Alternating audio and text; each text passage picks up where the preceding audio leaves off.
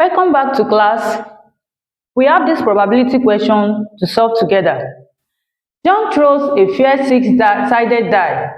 What is the probability that he throws a 9, a 4, a number greater than 2, and the last one an even number? So we want to find the probability that the throw he gets 9, 4, number greater than 2, and an even number. First, what is probability? Probability is the likelihood of an event to occur. Likelihood of an event occurring. So what is the formula to calculate probability? Is given as number of required events dividing number of possible outcome. Now, in this case, when a die is thrown, we have only 6 possible outcomes. So when a die is thrown, it's either you have a 1, or a 2, or a 3, or a 4, or a 5, or a 6. So the total possible outcome for this is 6.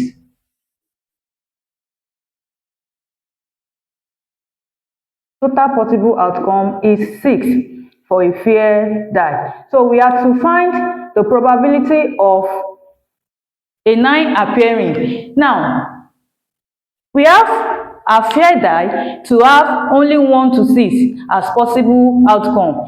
When you throw a die, it's either you have 1 or 2 or 3, 4, 5, 6. So when we are now asked to find the probability of getting a 9, so that means it is not possible. Probability of getting a 9 is 0 because the possible outcome you can have is from 1 to 6. So probability of getting 9 is 0. It is not possible. So for B, we have to find the probability of getting a 4. These are the possible outcomes that we have. How many times is 4 appearing? 4 appears only once. That means probability of getting 4 in this is just 1.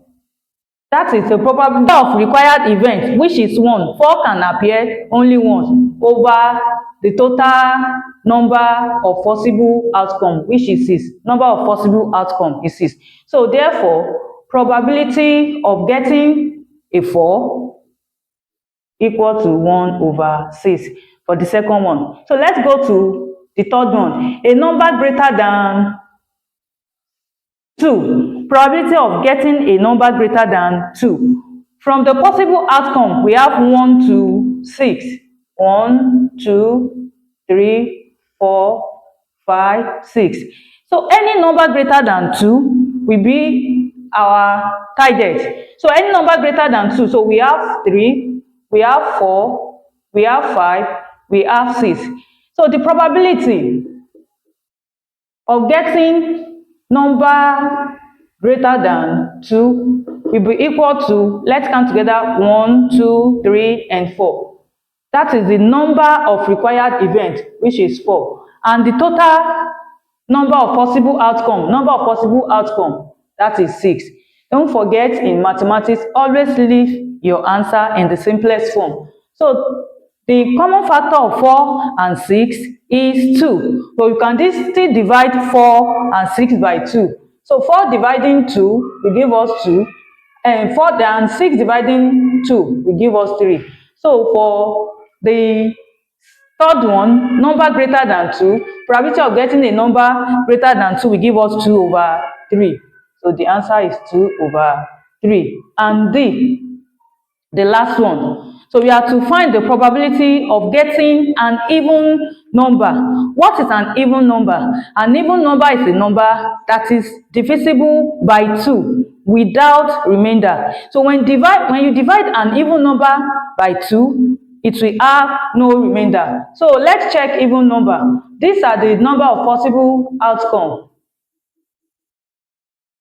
From here, is 1 an even number? No. What of 2? 2 divided by 2 will give us 1. So that means 2 is an even number. 3 is not an even number. 3 is an odd number. a number that is not divisible by 2. 4 is another even number. 4 dividing 2 will give us 2. 5 is not an even number, it is an odd number. Then 6. So the total number of required events here is 3. And the required event is 3 because the even number from 1 to 6. So probability of an even number will be number of required events, which is 3, over the number of possible outcome. Possible outcome is 6. So 3 and 3 over 6 is not in its simplest form. So we are going to look for the common factor. Once we can get a common factor to divide 3 and 6, then we go ahead and divide it. The common factor for 3 and 6 is 3. 3 dividing 3 will give us 1, and 6 dividing 3 will give us 2. So the probability of an even number is 1 over 2.